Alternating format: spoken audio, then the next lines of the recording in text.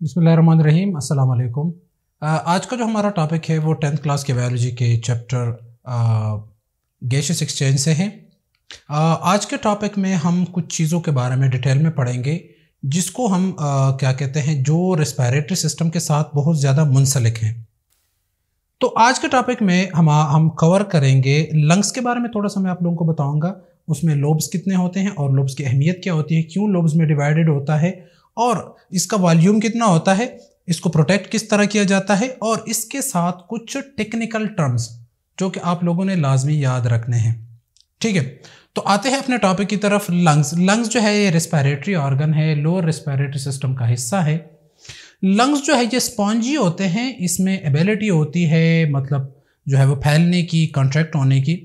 जब हम सांस लेते हैं तो ये हमें जो है ये फैल जाते हैं और ये मौजूद होते हैं थोरेसिक कैविटी में, चेस्ट कैविटी के अंदर मौजूद होते हैं ये लंग्स। ठीक है, लंग्स हमारे पास नंबर में 2 होते हैं। एक हमारे पास लेफ्ट लंग होता है, एक राइट लंग होता है। लेफ्ट लंग और राइट लंग के दरमियान थोड़ा सा फर्क होता है। जो लंग्स है, अगर आप लेफ्ट लंग की बात करें तो लेफ्ट लंग जो है ये हमारे पास 2 हिस्सों में जो है वो डिवाइडेड होता है, एक अपर होता है, एक लोअर होता है। और ये 2 लोब्स जो है एक दूसरे से सेपरेट क्यों होते हैं, वो इस वजह से ताकि एक में कोई बीमारी आ जाए तो ये वाला जो इसके दरमियान जो गैप होता है ये उसको प्रिवेंट करता है और उस बीमारी को यहाँ तक महदूद रखता है ताकि वो इधर आ ना सके। ठीक है, और ये जो राइट वाला लंग होता है इसको 3 हिस्सों में डिवाइड किया जाता है। एक हमारे पास अपर होता है जिसको हम सुपीरियर कहते हैं, एक हमारे पास इन्फीरियर होता है, लोअर लोब होता है, और एक हमारे पास मीडियल लोब होता है दरमियान में। तो 3 लोब हमारे पास लेफ्ट के होते हैं। अब दोनों के दरमियान एक और भी बहुत ज़्यादा वाज़ेह फ़र्क पाया जाता है। इसका वॉल्यूम कम होता है, इसका वॉल्यूम ज़्यादा होता है। 100% में से अगर हम अंदाज़ा लगा दें तो 44% ऑफ द टोटल वॉल्यूम ये वाला लंग लेता है और ये हमारे पास 56% ऑफ द टोटल वॉल्यूम ले लेता है। ठीक है, अब लंग जो है यहाँ से ट्रेकिया इसको एयर सप्लाई करता है। ट्रेकिया डिवाइड होता है ब्रोंकस में, ब्रोंकस ब्रोंक्यूल्स में, या टर्मिनल ब्रोंकाई में। ब्रोंकाई जो होता है वो फिर ब्रोंक्यूल्स में डिवाइड होते हैं। ब्रोंक्यूल्स फिर हमारे पास ओपन होते हैं एल्व्यूलर सेक्स में। एल्व्यूलर सेक्स जो है उसके अंदर छोटे छोटे एल्व्यूलस मौजूद होते हैं। ठीक है, जो गैसियस एक्सचेंज के लिए बहुत ज़्यादा अहमियत रखते हैं, जो सिंगल मेम्ब्रेन होते हैं और वहीं पर जो है वो गैसियस एक्सचेंज होती है, रिच विद ब्लड सप्लाई होते हैं। अब इन लंग्स को जो है, चूंकि हमारा इधर जो है वो टॉपिक रेस्पिरेटरी ट्रैक के साथ नहीं है, इधर हम लंग्स के बारे में पढ़ेंगे और उसके कुछ टेक्निकल टर्म्स पढ़ेंगे। तो लंग्स में हम डिस्कस करेंगे कि लंग्स के नीचे जो एब्डोमिनल कैविटी होता है ये थोरेसिक कैविटी में पाए जाते हैं, चेस्ट कैविटी के अंदर, और चेस्ट कैविटी के नीचे चूंकि हमारे पास एब्डोमिनल कैविटी होता है तो एब्डोमिनल कैविटी और चेस्ट कैविटी को सेपरेट करता है हमारे पास क्या चीज़ है, डायफ्राम होता है।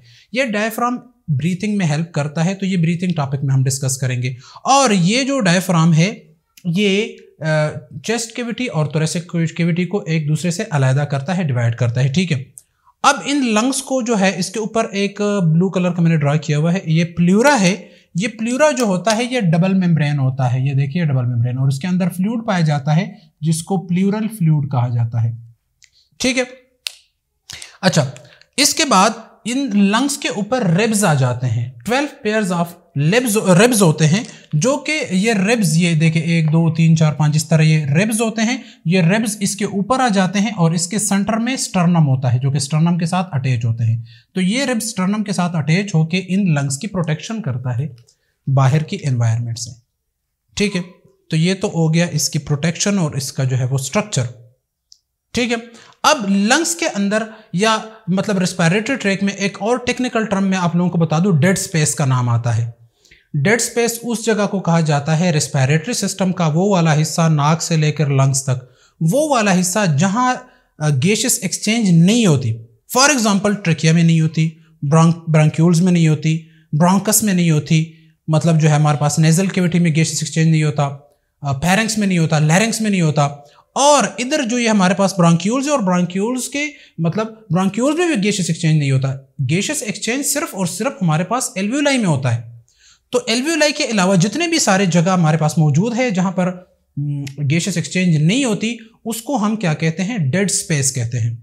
ठीक है, और ये तकरीबन 125 ml तक डेड स्पेस होता है एक नॉर्मल बॉडी में। ठीक है, अच्छा, और ये तो हमारे पास इन डेड स्पेस को एनाटॉमिकल डेड स्पेस कहा जाता है। और अब इसके बाद सबसे अहम चीज हम पढ़ेंगे क्या, कि हमारे पास क्या होता है, टाइडल वॉल्यूम क्या चीज़ है। अब टाइडल वॉल्यूम, लंग्स कैपेसिटी, ये चीज़ मैं आप लोगों को वाज़ह कर दूं। सबसे पहले आते हैं टाइडल वॉल्यूम की तरफ। टाइडल वॉल्यूम हमारे पास क्या होता है, normal volume of air displaced between inhalation and exhalation, no extra pressure is applied. अगर हम कोई एक्स्ट्रा प्रेशर अप्लाई नहीं करते, नॉर्मल सांस लेते हैं, हवा को अंदर लेके जाते हैं और हवा को बाहर लेके आते हैं, तो ये इनहेलेशन और एक्सहेलेशन के दरमियान जो एयर एक्सचेंज होता है, नॉर्मली जितने एयर को हम अंदर लेते हैं, ठीक है, ये मैंने सांस ले लिया, जितना एयर मैंने अंदर ले लिया, इसको हम टाइडल वॉल्यूम कहते हैं। तो ये टाइडल वॉल्यूम वैसे तो हम कहते हैं ये टीवी या वीटी से हम जो है उसको मतलब जो है वो ये सिंपली इसके लिए लिखते हैं, तो ये 500 ml होता है नॉर्मल, इसको हम 500 ml लिखते हैं। लेकिन अगर आप बॉडी के हिसाब से देखें, छोटे बच्चे होते हैं, बड़े होते हैं, बहुत ज़्यादा बड़े होते हैं, तो उनके लिए फिर डिफरेंट होता है, ठीक है। तो आप फार्मूला अप्लाई करेंगे। फार्मूला हमारे पास क्या है, 7 ml पर kg बॉडी मास। अगर एक बंदे का वजन है 1 kg तो उसका टाइडल वॉल्यूम होगा 7 ml। अगर उसका 2 kg वजन है तो उसका टाइडल वॉल्यूम होगा 14 ml। अब फॉर एग्जांपल एक बंदे का 50 kg वजन है तो 50 से मल्टीप्लाई करें 7 को तो 350 ml आ गया, ठीक है। तो इस तरह अपने वजन को देखकर उसकी मुनासिबत से टाइडल वॉल्यूम एडजस्ट करते हैं। अगर इसकी मैं आप लोगों को क्लिनिकल यूजेस बता दूं, जब ऑपरेशन किया जाता है एक मरीज का, तो ऑपरेशन के दौरान जो होता है वो बंदे को ट्यूब पास किया जाता है, वो खुद तो सांस ले नहीं सकता, उसको नशा दिया जाता है, तो एक मशीन के जरिए उसका टाइडल वॉल्यूम एडजस्ट किया जाता है। टाइडल वॉल्यूम एडजस्ट करने से पहले उसका वजन किया जाता है। जब मरीज ऑपरेशन थिएटर में एंटर होता है तो उसका वजन किया जाता है कि आपका वजन कितना है। वजन करने के बाद फिर उसका जो है उसी हिसाब से मशीन के अंदर टाइडल वॉल्यूम एडजस्ट करते हैं। तो वो किस फार्मूले के तहत करते हैं, वो टाइडल वॉल्यूम का जो फार्मूला है 7 ml पर kg बॉडी मास, अगर उसका वजन देखा जाता है और उसको 7 से मल्टीप्लाई किया जाता है तो कंप्यूटराइज उसको दे देते हैं कि अगर इसका वजन 50 kg है तो 350 ml इसको टाइडल वॉल्यूम दे दो, ठीक है। तो ये क्लिनिकल यूजेस हो गए इसके।